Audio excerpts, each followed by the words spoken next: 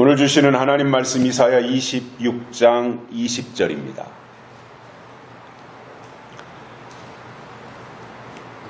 내 백성아 갈지어다.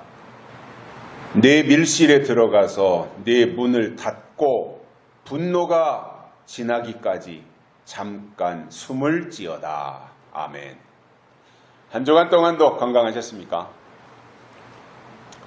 태풍이 온다는 소식에 한반도가 다 긴장하고 있습니다. 지금까지 있었던 태풍 중에서도 최고로 막강한 태풍이 올라온다고 하는데, 그동안의 세력은 컸을지라도 우리 한반도와 가까워질수록 세력도 줄어들고 그저 C급 태풍 정도로 가볍게 지나갔으면 좋겠다고 하는 그러한 바람을 가져봅니다. 잘 아시다시피 저에게는 아들 둘이 있고 그 아들들이 결혼해서 손자 1명, 손녀 1명, 그래서 2명의 손주를 두고 있으며 내년 1월쯤이 되면 또 1명의 손녀가 태어나기 위해서 지금 큰 며느리 뱃속에서 무럭무럭 잘 자라고 있다고 합니다. 손주가 없을 때는 몰랐는데 손주가 생기니까 얼마나 예쁘고 귀엽고 신기한지,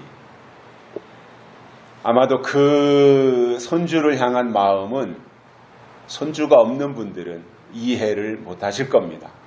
왜 제가 이렇게 단언하느냐 하면 저도 이해를 못했었기 때문입니다.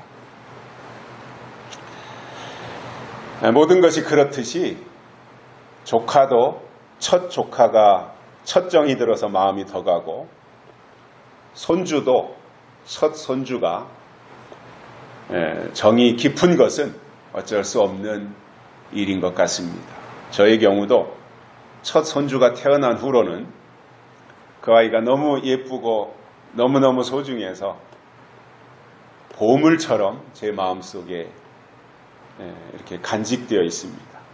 이것은 비단 저뿐만 아니라 제 아내도 보면 저하고 이런저런 얘기를 하다가 손자 얘기가 나오면 제 아내도 금세 얼굴이 확 펴요. 그리고 금방 얼굴에 미소가 확 번져요. 그럴 정도로 마음이 아주 그 손자를 향해 있다고 하는 것을 알 수 있고, 또 제 주변에 있는 사람들도 보면 거의가 다 비슷한 공통점을 가지고 있습니다. 한 번은 병원에 갔는데 처음 보는 간호사예요. 저한테 손주가 있냐는 거예요. 그래서 있다 그랬더니 몇 살이냐는 거예요. 여자 간호사인데 4살이다 그랬더니 자기도 외손자인지 외손녀가 있는데 너 얼마나 예쁜지 모르겠다 그러면서 스마트폰을 꺼내가지고 사진을 보여주면서 이게 자기 손주라고 막 이렇게 자랑하는 것을 보면서 이게 할머니 할아버지의 마음은 다 똑같구나, 그러한 생각을 했었습니다. 저희 아버지도 보면 손자들을 보면서 굉장히 행복해 하셨고, 저도 그 과정을 거쳐가고 있구나, 이러한 생각을 하면서 하나님의 마음도, 우리를 향한 하나님의 마음도 그러시겠다라고 하는 이러한 생각을 가지게 됩니다. 아무튼 무엇인가를 향해서 우리의 마음이 가 있고 누군가를 향해서 이렇게 기대감을 가지고 산다고 하는 것은 굉장히 에너지가 된다고 봅니다.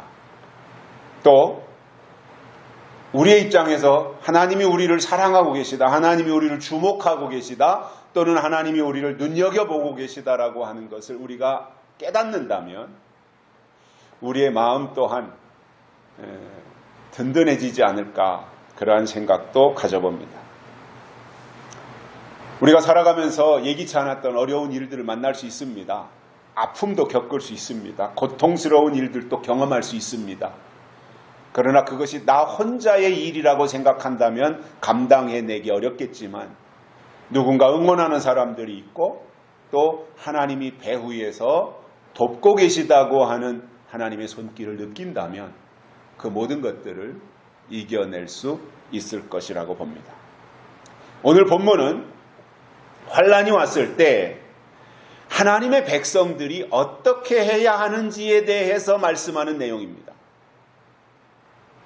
우리가 살아가면서 환란을 겪습니다. 어려움을 당하기도 합니다. 그때 하나님의 백성들이 어떻게 대처해야 되는가? 그거에 대해서 오늘 읽어드린 성경에서 설명해 주는 내용이 지난주하고도 이어진다고 보시면 되겠고요.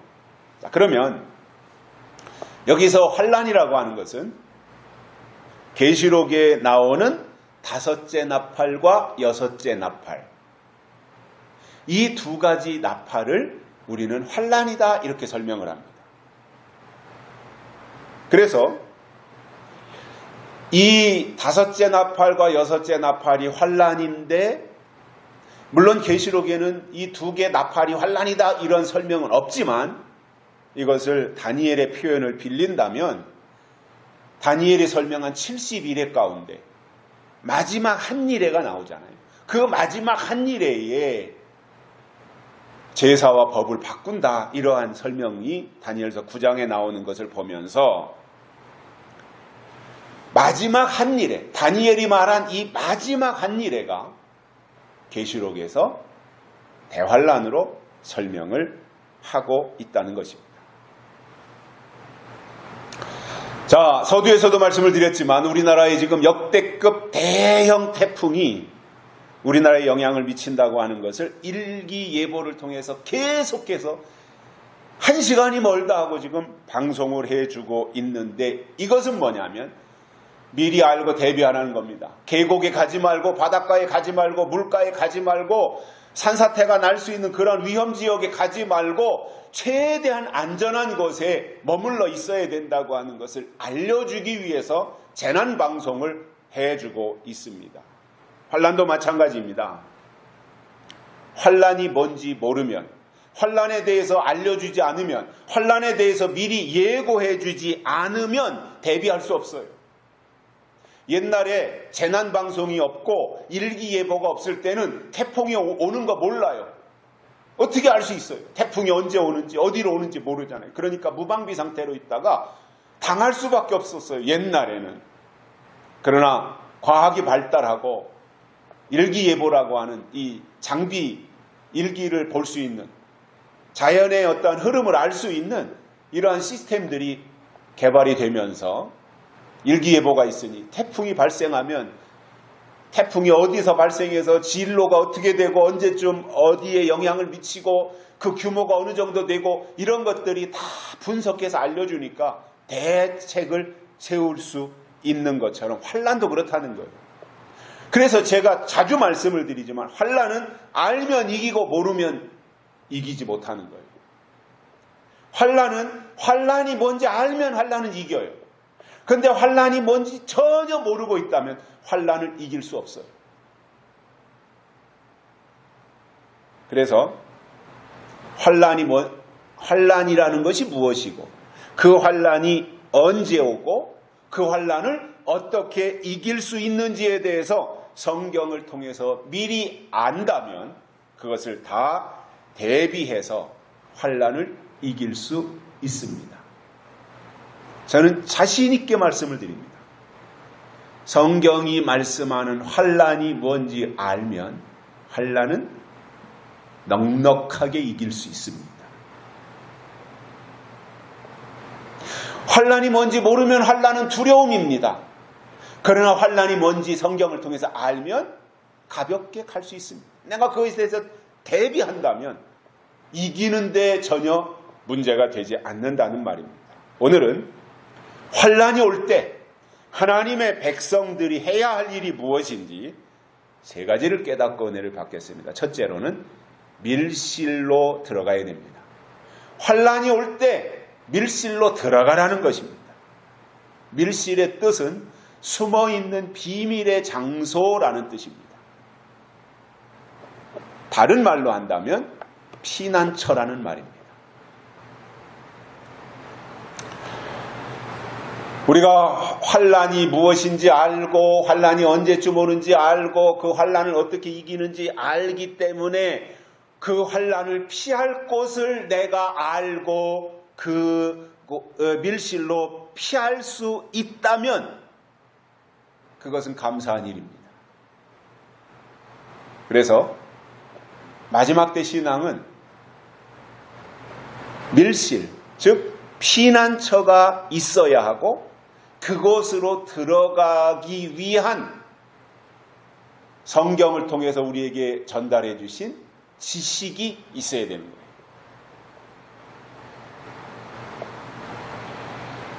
이 밀실을 요한계시록에서는 예비처라고 하는 말로 표현한 구절이 나옵니다.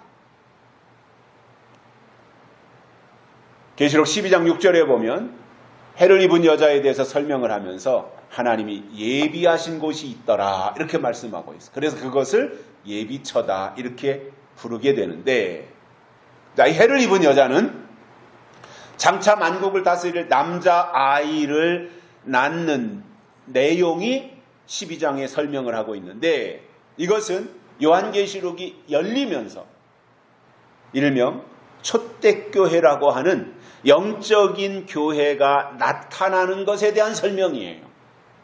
그러니까 저는 계시록 12장의 사건은 모든 교회에 해당되는 것이 아니다 이렇게 봅니다. 그것은 특별하게 먼저 새로운 시대의 문을 열어놓기 위한, 새로운 방향을 제시하기 위한, 새로운 하나님의 뜻을 먼저 못자리처럼 알려주기 위한 그 역할을 하는 초대교회, 즉 영적인 교회에 대한 설명이었다고 이해를 하는데, 계시록 12장의 사건이 있고 나서부터 교회는 영적인 교회와 육적인 교회로 딱 구분이 됩니다. 나눠집니다. 그러면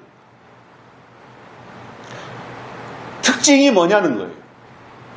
영적인 교회라고 말하는 것도 건물이 다 교회가 있고 십자가가 있고 거기에 예배드리는 사람들이 출입하고 예배드리고 성경책 가지고 설교 듣고 찬송 부르고 똑같이 하고, 그 이외에 우리가 육적인 사람들이 모여있는 육적인 교회라고 하더라도 그 안에서 이루어지는 모든 예배 행위는 다 똑같단 말입니다. 그러면 하나님이 보실 때 영적인 교회와 육적인 교회의 가장 두드러진 차이가 뭐냐는 거예요. 이거 알고 가야 되잖아요. 이거 모르면 교회는 다 똑같다고 하는 거예요. 그런데 하나님은 아니시거든요. 초대교회가 나온 이후부터 교회는 영적인 교회가 있고 육적인 교회가 있고 이렇게 구분을 하시는데, 그렇다면 영적인 교회의 특징이 뭐냐면 영적인 교회는 예언의 말씀을 증거하는 교회다 이겁니다. 이게 핵심이에요.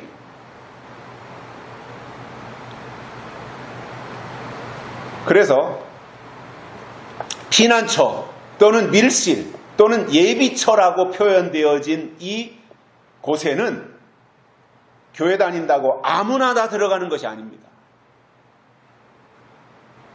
예비처는 영적인 교회가 예언의 말씀을 증거할 때 그 말씀을 듣고 그것에 대해서 믿음으로 깨닫고 그 속에서 하나님의 뜻을 발견한 사람들이 하나님이 예비하신 예비처에 들어갈 수 있는 겁니다.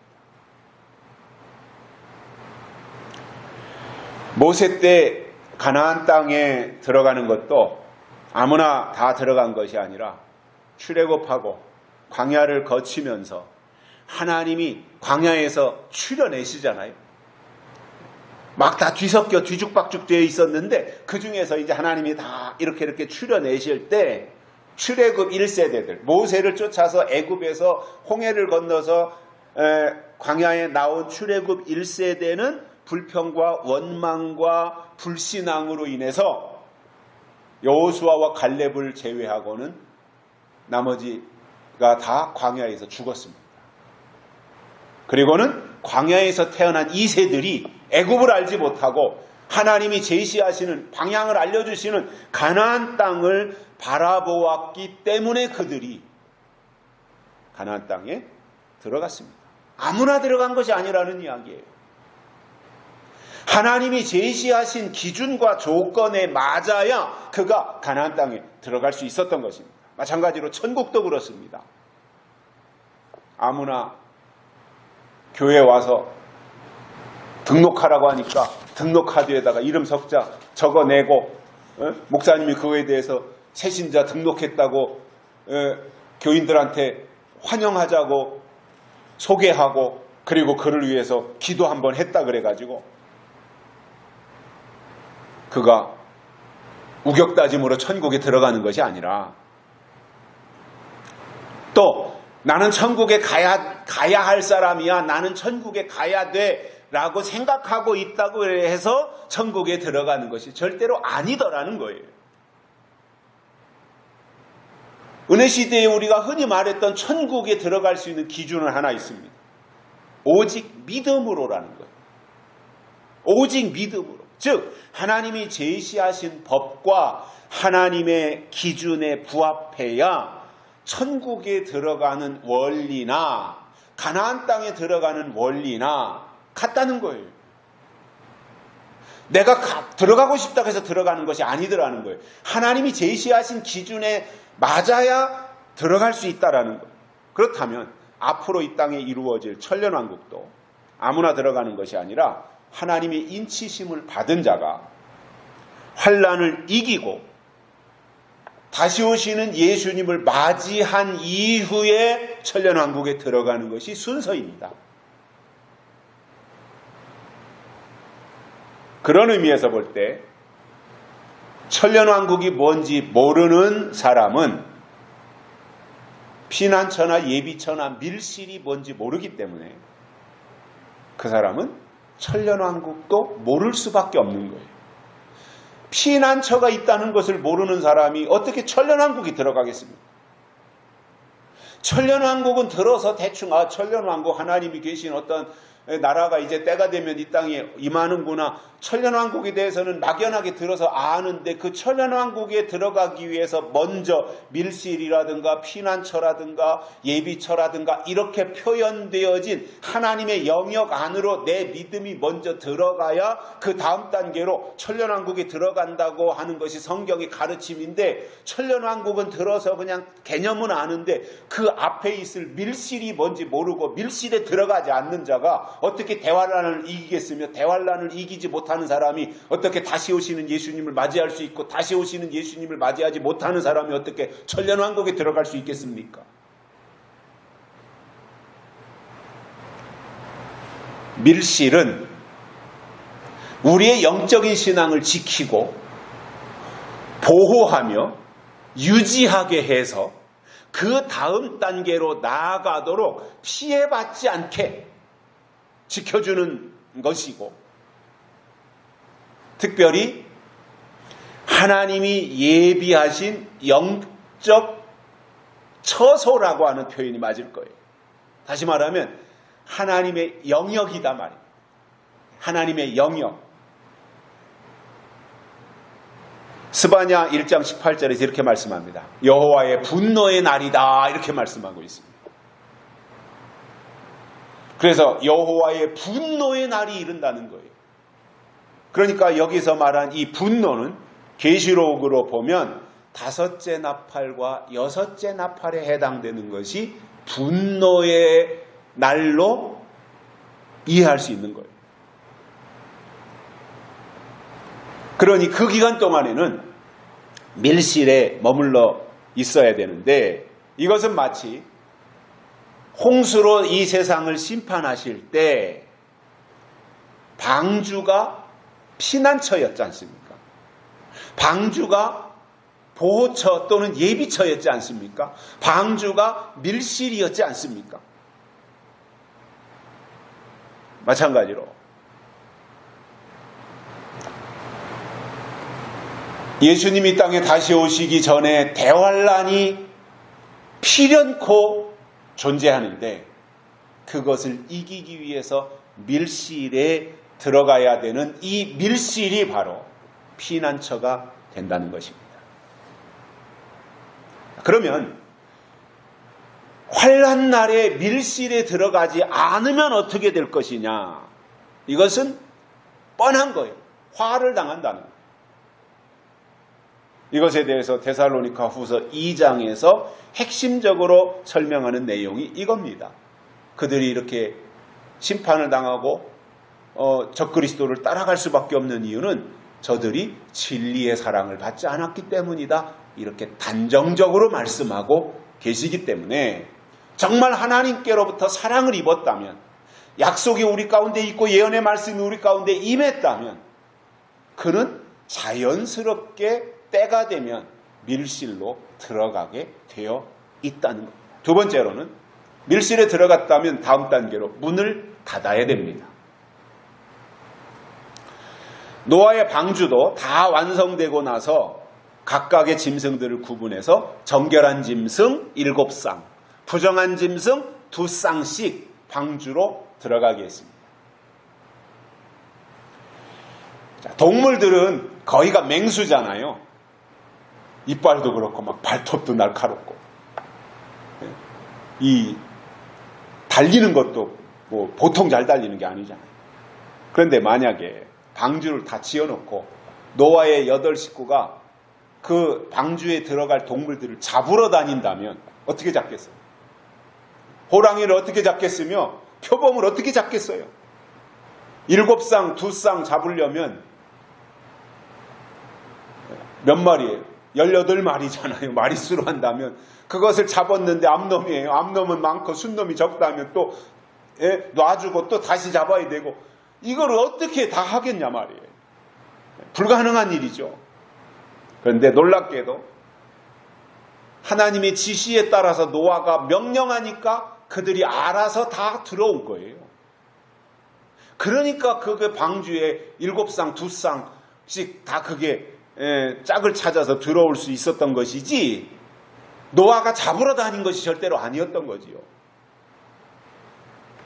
또 동물들 뿐만 아니라 노아의 방주에는 각종 식물들도 다 있었습니다. 모든 잡초까지. 그래서 그것들까지 다 씨앗별로 방주 안에 다 들여놓고 나니까 하나님이 방주의 문을 닫으셨어요. 하나님이 닫으신 거예요. 사실상 어느 순간에 가서 문을 닫아야 될 때 문을 닫는다고 하는 것은 굉장한 축복입니다. 밀실에 들어가서 문 다 열어놓고 있다면 그 밀실이 무슨 밀실이겠습니까? 비밀의 장소에 들어갔으면 들어갈 사람들이 다 들어가고 거기에 올 사람들이 다 온 것이 확인되면 문을 딱 걸어 잠그고 있어야 되는 것이 밀실의 의미이지 않습니까? 문 다 열어 제끼고 있다면, 창문도 열어 제끼고 대문도 다 열어 제꼈다면 거기가 무슨 밀실일 수가 있겠냐는 거예요.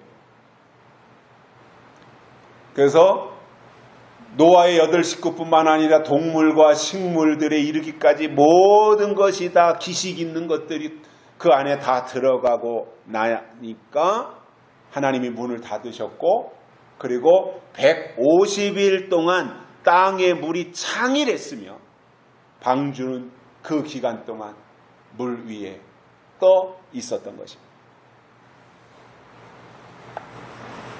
문을 닫는 것은 중요합니다. 열왕기하 4장에 보면 엘리사가 죽은 수넴 여인의 아들 방으로 들어갑니다. 워낙 딱하기 때문에. 하나밖에 없는 수넴 여인의 그 아들이 죽었다는 소식을 듣고 아들 방으로 들어가 보니까 그 아들이, 죽은 아들이 눕혀져 있는 거예요. 엘리사는 그 아들, 죽은 시신이 놓여있는 아들 방으로 들어가서 문을 닫았습니다. 그리고 그 죽은 아들과 눈과 눈이, 입과 입이, 몸과 몸이 이렇게 포개졌다라고 말씀하고 있습니다. 그랬더니 7번 재채기하고 살아나더라, 이런 말씀이 나오고 있어요. 엘리사도 수넴 여인의 죽은 아들을 살릴 때 들어가서 문을 닫고 그 역할을 했던 것입니다. 마태복음 6장 6절에서 예수님은 기도에 대해서 말씀하시면서 골방에 들어가 문을 닫고 은밀한 중에 계신 하나님께 기도하라. 이렇게 예수님도 말씀하셨습니다. 기도할 때 아무 때서, 물론 우리가 기도하는 그 자체는 의미가 있지만 너희는 이렇게 기도하라 라고 예수님이 말씀하시면서 알려주신 것이 뭐예요? 골방에 들어가서 문을 닫고 은밀한 중에 계신 하나님께 기도해야 된다라는 말씀을 해주셨습니다. 무슨 뜻이냐면 기도할 때는 세상 소리, 잡음 이런 거 다 차단하고 하나님께만 집중하라 이거예요. 기도에만 집중하라 이거예요. 이런 소리 들리고 저런 소리 들리고 무슨 잡음이 들리고 기도가 되겠습니까? 집중이 되겠습니까?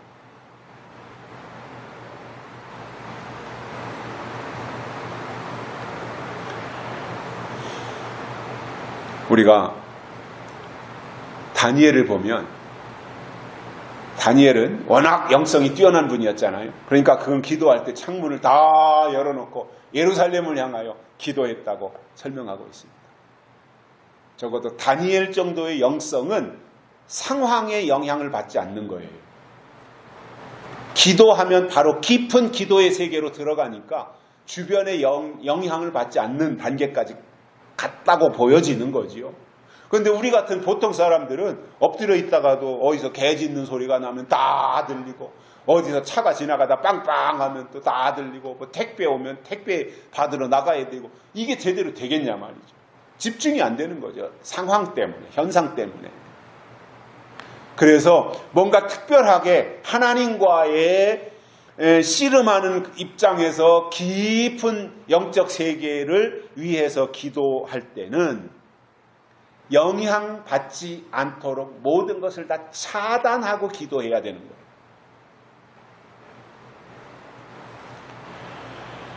그래서 방주에 들어가면 문을 닫아야 되듯이 밀실에 들어가면 문을 닫아야 되는데, 문을 닫는 것은 외부와의 모든 것을 완전히 단절하는 것을 의미하고요. 또 하나는 문을 닫는다고 하는 것은 영업이 끝났거나 또는 망했거나 아니면 그 시대가 끝났다는 것을 의미합니다. 그 가게 문 닫았대 그러잖아요. 그 시대가 이제 다 막을 내렸대, 그 시대가 문을 닫았대, 그 시대가 끝났대, 이런 동일한 표현들이 사용이 되는 거죠. 그래서 시대가 끝날 때는 문을 닫는 거예요. 밀실에 들어갔으면 문을 닫아야 되는 거예요. 그래서 문을 닫고 그 안에 들어가서 새로운 각오와 마음 자세로 하나님께 매달려 기도하면 그때 하나님께로부터 새로운 문이 열린다는 겁니다. 반모섬으로 유배를 갔던 사도 요한이라고 하는 위대한 하나님의 사람이 있었는데, 사도 요한은 무슨 잘못한 것도 없이 섬으로 쫓겨간 거예요. 유배 간 겁니다. 죄수의 몸으로 유배를 간 거예요. 그러니 육지 같으면 오다 가다 누구 만날 수도 있고 무슨 뭔가를 자기가 해볼 수 있잖아요. 그런데 무인도와 같은 죄수들이나 거기로 보내지는 반모라고 하는 그 섬으로 유배되었으니 세상과 완전히 단절된 겁니다. 그러면 세상 사람들의 안목으로 사도 요한을 보면 사도 요한은 실패자이고 그 스스로도 처절함과 좌절감과 낙심과 이런 것들 속에 빠져서 우울증에 시달려야 될 사람이에요. 상황적으로 보면 열심히 하나님의 일을 한다고 했는데 유배되었죠. 도대체 스스로 생각할 때 내가 뭐냐, 내가 뭘 잘못했냐, 이 모양이 이게 도대체 뭐냐, 이렇게 스스로 생각할 수 있는 상황이 됐던 거지요. 그런데 놀랍게도 사도 요한은 반모섬에 유배되어서 세상에 대한 모든 미련을 다 끊고 차단합니다. 상황도 그렇게 만들어졌지만 본인 스스로도 그거에 대해서 낙심한 것이 아니라 차단한 거예요. 다. 그리고 거기서 하나님만 겨냥했더니 때가 되니까 드디어 하나님께서 사도 요한을 위해서 새 시대를 열어주시고 새 하늘을 보게 하시며 새 문을 열어주셨던 겁니다. 이리로 올라오라 해서 올라가서 모든 앞으로 될 일을 계시록 4장부터 22장까지 다 보고 기록했던 것입니다. 먼저는 단절을 위해 과거의 문을 닫는 것이고 그 다음 단계로는 새로운 연합을 위해 문을 열어주신다. 닫는 게 먼저라고. 그리고 나서 하나님이 새로운 문을 열어주신다는 거예요. 성경에 보면 하늘 문이 열린 사람들이 등장을 하는데 야곱은 돌베개를 베고 잠을 자다가 꿈에서 하늘 문이 열린 것을 보았습니다. 그 사닥다리를 하나님의 천사들이 오르락 내리락 하는 것을 보았고 하나님이 야곱과 함께하고 떠나지 않겠다고 하는 약속을 받아냈습니다. 이사야 선지자에게도 하나님이 하늘문을 열어주셨습니다. 그래서 큰 선지자가 되었습니다. 다니엘에게도 하늘문을 열어주시니까 바벨론의 포로였지만 신들의 영이 함께하는 하나님의 일꾼이 되었던 것이고 예수님도 보면 요단강에서 세례를 받으실 때 하늘이 열려가지고 비둘기 같은 성령이 그에게 임해서 이는 내 사랑하는 아들이요 내 기뻐하는 자라고 하는 엄청난 메시지를 들을 수가 있었습니다. 스데반이 순교할 때 하늘문이 열렸고 사도 바울에게도 하늘문이 열렸으며 사도 요한도 하늘의 문이 열린 것을 보는 순간 영안이 열렸습니다. 그래서 2000년 후에 가서 될 일을 2000년 전에 사도 요한은 다 보고 듣고 기록했던 것입니다. 그래서 먼저는 세상의 문, 염려, 걱정, 근심의 문을 닫아야 하나님과의 관계가 그 안에서 새롭게 조성이 되어져서 새로운 문이 열리는 것입니다. 그렇다면 먼저는 밀실로 들어가야 되고 그 다음 단계로는 문을 닫아야 되는 것입니다. 세 번째로는 분노가 지나기까지 잠깐 숨으라 이렇게 말씀하고 있습니다. 숨으랍니다. 언제까지요? 영원히 숨어 있는 것이 아니라 밀실에 들어갔으면 밀실에 있다가 밀실에서 장사 지내는 말이 아니라 거기서 숨어 있어야 되는데 언제까지 숨어 있어야 되느냐? 분노가 지나기까지는 밀실에 숨어 있으라 그 말씀을 해주시는 거예요. 그래서 숨어 있어야 될 때는 숨어 있어야지 다른 사람들은 자기보다 더 하나님과 가깝고 하나님의 뜻을 더 많이 깨닫고 믿음도 더 충만한데도 다른 사람들은 하나님의 뜻에 순종해서 밀실에 들어가서 조용히 숨어 있는데 어떤 사람은 잘난 체 하면서 숨어 있지 않고 나돌아다니다가는 자기도 모르는 사이에 악한 영들에게 사로잡힐 수밖에 없는 거예요. 그러면 분노가 지나기까지 숨어 있으라고 하셨으니 분노가 뭔지를 알아야 그 다음 단계로 나갈 수 있는 것인데 분노를 모르고는 그 다음 단계로 어떻게 진행을 할 수 있겠냐는 거예요. 자, 여러분, 우리가 하나님을 설명할 때 하나님은 사랑이시다 이렇게 말합니다. 맞는 말입니다.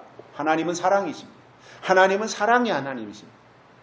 그래서 하나님에 대한 표현 중에서 가장 절대적인 부분이 하나님은 사랑이시다라는 거예요. 그래서 그 하나님은, 사랑의 하나님은 모든 사람이 다 구원받기를 원하신다고 말씀하셨어요.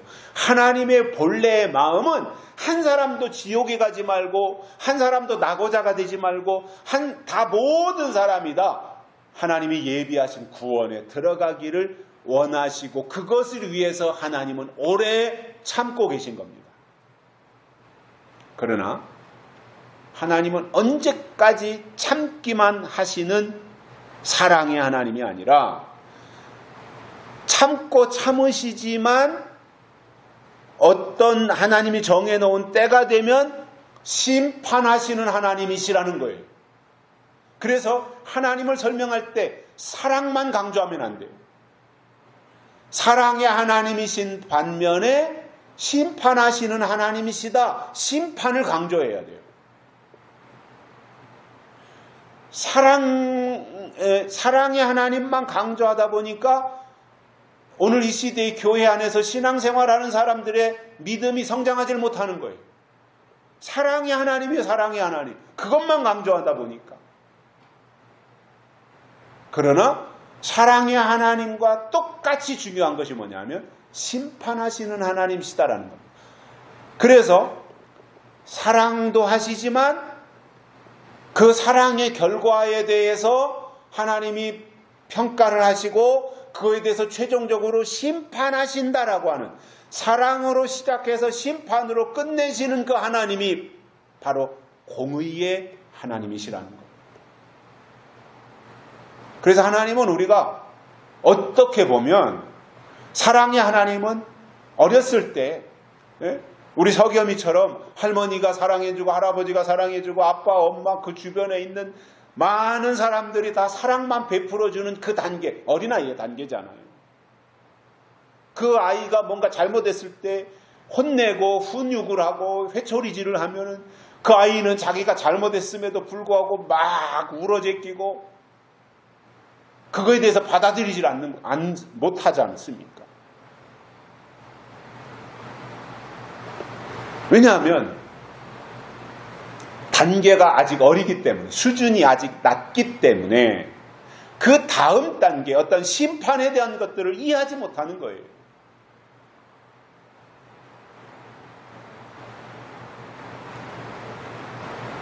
그래서 저는 하나님을 설명할 때 사랑의 하나님 당연히 설명해야 되지만 그거는 한 50%만 하고 그 다음에 51%부터 100%까지는 공의의 하나님을 설명해야 된다고 봅니다.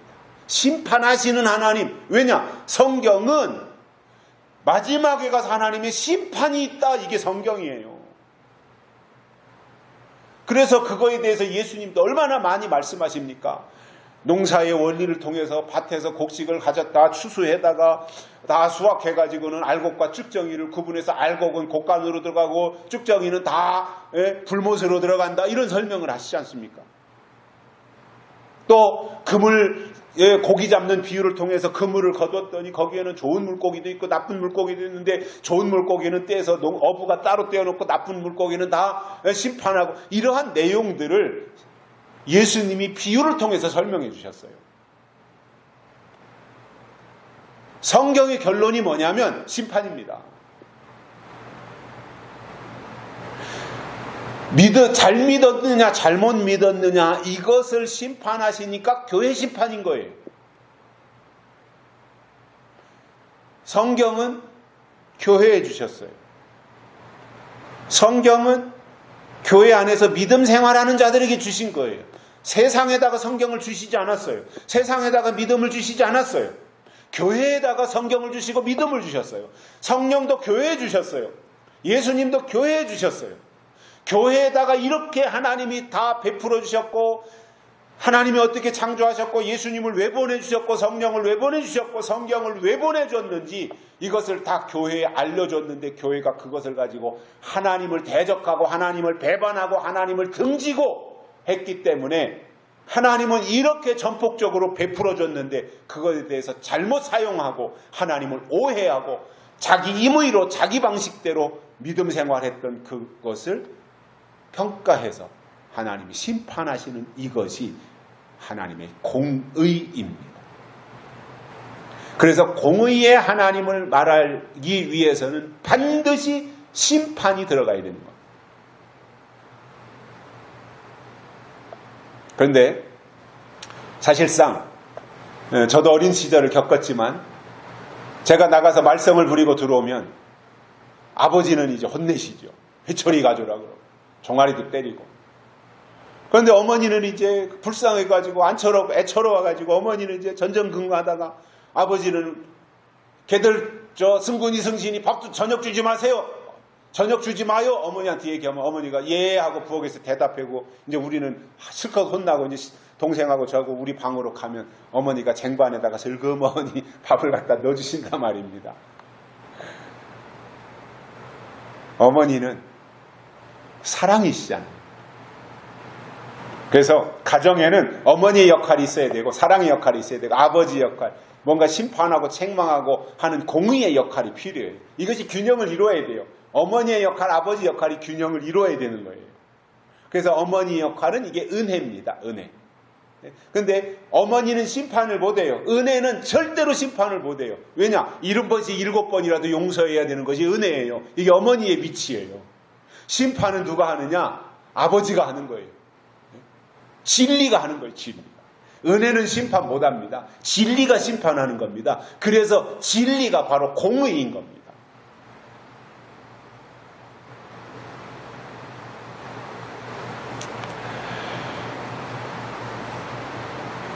그럼에도 하나님은 아직까지도 사랑의 하나님으로 사랑을 베풀고 사랑으로 아직도 우리를 향해서 빨리 돌아오라고, 기회 지나가기 전에 빨리 오라고 이렇게 부르고 계신 거예요.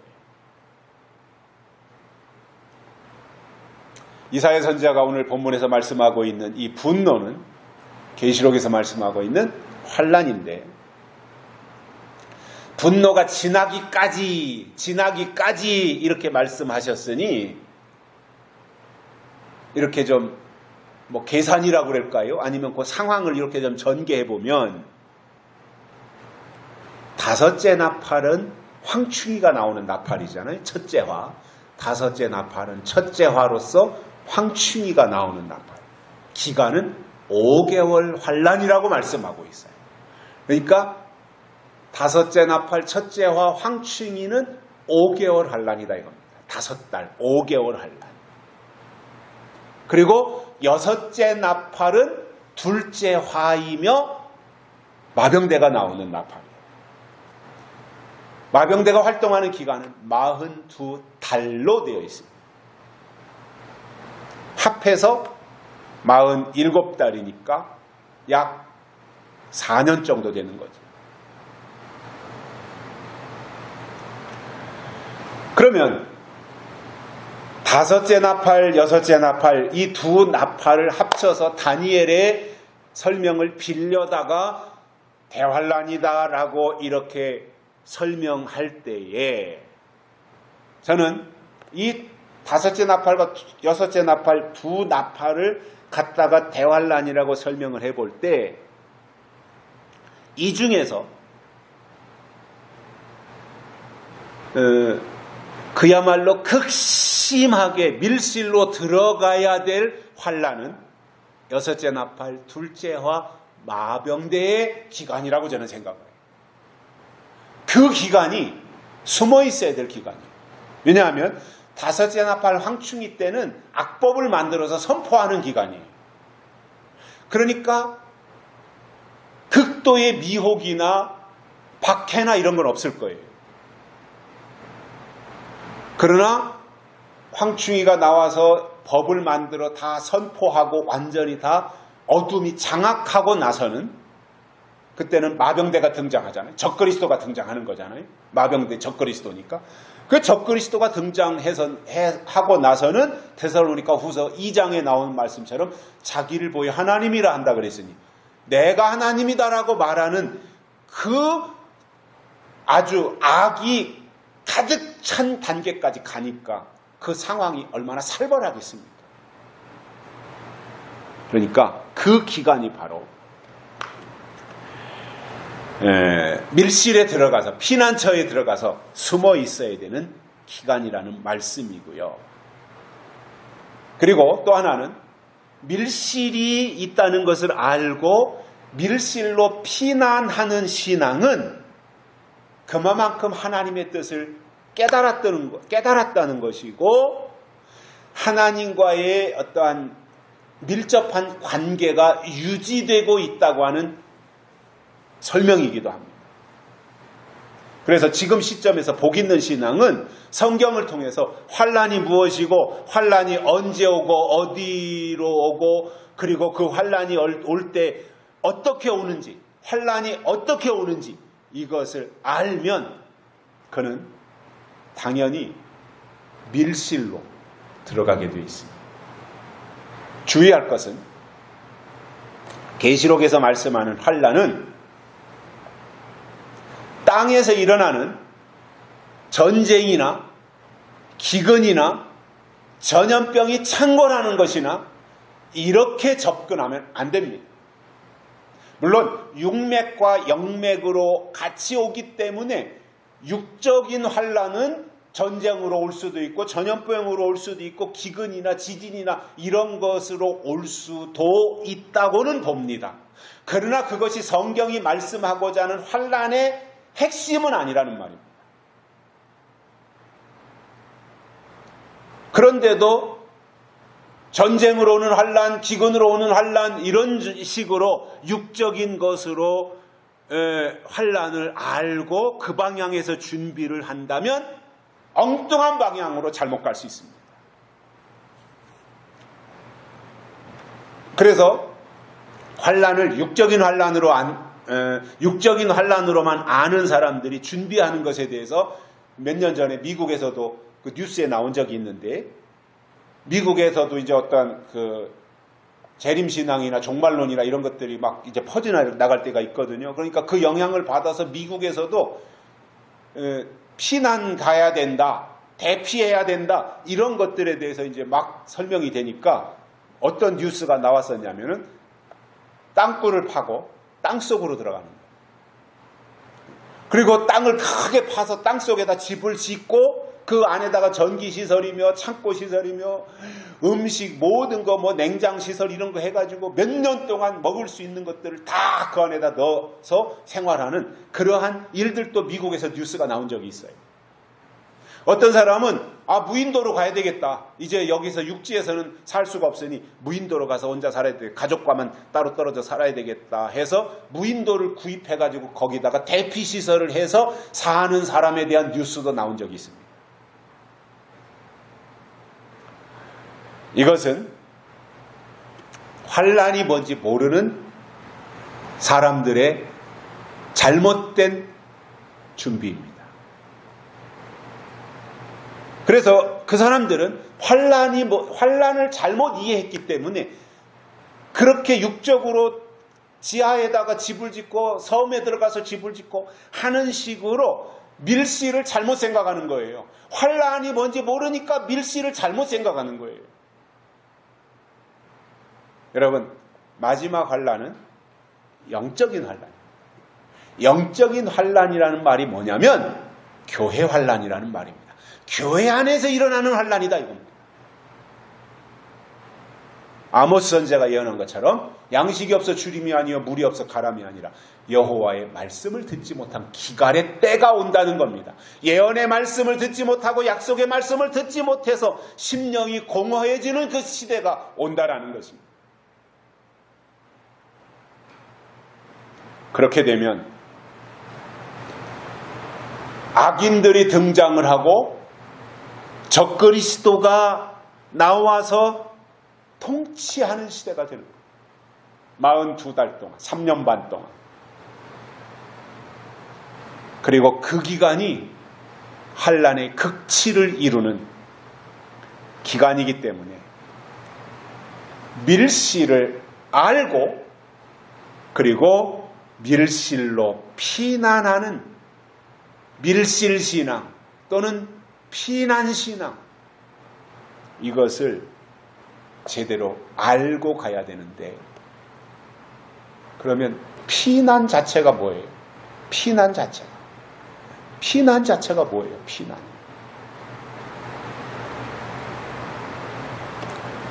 피난처를 장소로 생각하면 문제가 커집니다.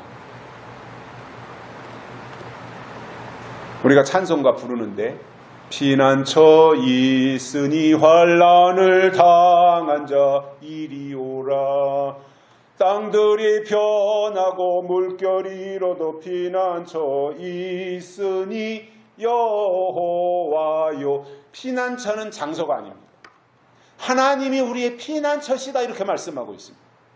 그래서 여러분, 피난처에 들어가는 그 신앙이 뭐냐면 하나님께 인침받는 신앙입니다.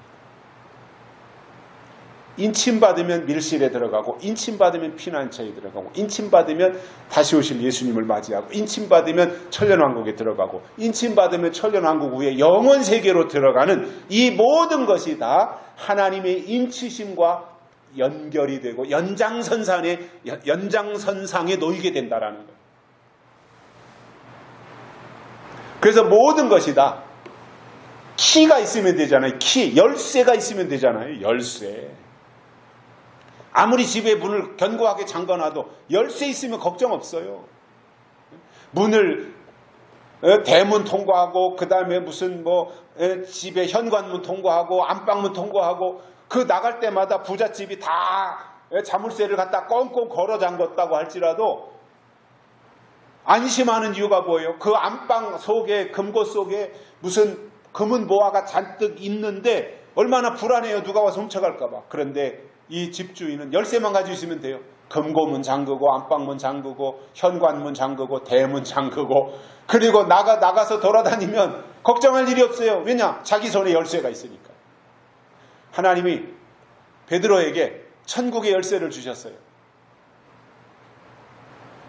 우리의 신앙이요, 키를 알면 돼요. 열쇠를 알면 돼요. 열쇠가 있으면 돼요. 어떻게 하나님의 문을 열 수 있는가? 하나님이 닫으시는 방주의 문을 어떻게 열 수 있는가? 밀실의 문을 어떻게 열 수 있는가? 하늘 문을 어떻게 열 수 있는가? 열쇠를 알면 되는 거 아닙니까? 하나님이 밀실에 들어가서 문을 닫으라고 한 것은 영원히 닫아놓고 있으라는 것이 아닙니다. 그 기간, 분노의 시간이 지날 때까지만 거기에 문 닫고 숨어 있으라 이겁니다. 그리고 나서는 문을 여는데 그때는 새 세상이 오는 겁니다. 여섯째 나팔이 밀실에 들어가야 되는 피난처의 기간인데 그 시간이 지나면 새 시대가 오는 겁니다. 새 세상이 열리는 겁니다. 그 열쇠를 가지고 있자 그 말입니다. 그게 하나님의 인치심과 깊은 관련이 있다는 것이고, 결국 하나님의 인이 열쇠가 된다는 거예요. 결론으로 이사야 선지자는 오늘 말씀을 통해서 환난 날에 가서 하나님의 백성들이 꼭 해야 할 일이 있다는 것을 설명하는 겁니다. 그게 뭐예요? 환난이 있다는 것은 밀실도 있다는 말이에요. 그러니 환난을 모르면 밀실도 몰라요. 그렇다면 환난이 있으니 하나님이 예비하신 밀실이 있다는 것을 알고 밀실로 들어가야 되고, 그리고는 문을 차단해야 되고, 분노가 지날 때까지 그 안에서 숨어 있으라고 하신 이 말씀을 간직하고, 하나님의 사람으로 하나님의 때를 알고 분별하면서 하나님의 일을 준비할 수 있는 믿음의 동역자들이 되시기를 주의 이름으로 축복합니다. 살아계신 하나님 아버지 감사합니다. 오늘 또 우리를 불러주시고 하나님의 말씀을 들려주셔서 감사를 드립니다. 환난 때에 하나님의 백성들이 해야 될 일이 있다 그랬습니다. 밀실로 들어가서 문을 닫고 분노가 지나기까지 참으라고 하신 하나님의 이 말씀을 우리의 마음판에 새기고 하나님의 뜻대로 믿음을 지켜낼 수 있는 저희들 되게 해 주옵소서. 다시 오실 예수님의 이름으로 간절히 기도드리옵나이다. 아멘. 찬송가 79장 부르시면서 헌금 드리시겠습니다.